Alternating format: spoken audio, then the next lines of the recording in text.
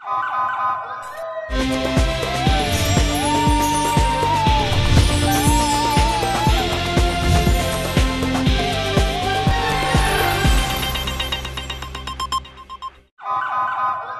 पहले नजर डालते हैं अब तक की बुलेटिन। जी बिल्कुल, मुल्तान में नौकरी का झांसा देकर गरीब लोगों को लूटने लगे हैं। जी बिल्कुल, अली समरा उर्फ अजफर अब्बास ने नौसरबाजी से रकम बटोर ली है। नौकरी का झांसा देकर ली गई रकम वापस दिलाई जाए। मुतासरा कैसर शहजाद और दीगर ने प्रेस क्लब मुल्तान में बताया कि अली समरा उर्फ अजफर अब्बास जो मुख्तलिफ जगहों पर मुख्तलिफ नामों से अपनी शनाख्त कराता है, जबकि एक ही शख्स दो नामों से लोगों को नौकरी दिलवाने का झांसा देकर लूट मार करता है, जिसके के लिए मुकम्मल प्लान तैयार देकर लोगों को अपनी फोटो मारूफ सियासतदानों के साथ दिखाता है। उनका करीबी रिश्तेदार या नुमाइंदा बनाकर लोगों के सामने खुद को पेश करता है।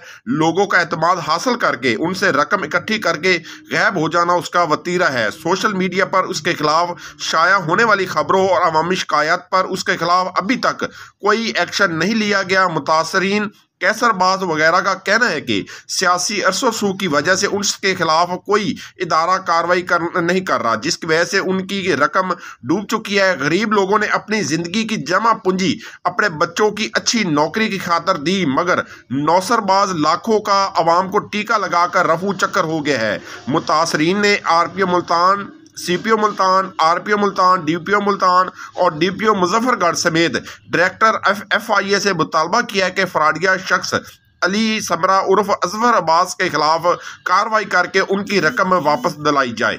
जी, ये है मिस्टर आदिल, ये है उनकी वाइफ। आदिल का निकनेम है आदि और ये है आदि की आधी वाली लाइफ की पूरी कहानी। आदि का हर चीज को आधे में लेना बन चुकी है उनकी आदत, चाहे खाना हो पिज्जा या नाश्ते में ऑमलेट, बीवी का बर्थडे केक हो या एनिवर्सरी गिफ्ट, सब कुछ आधा है इनकी फितरत।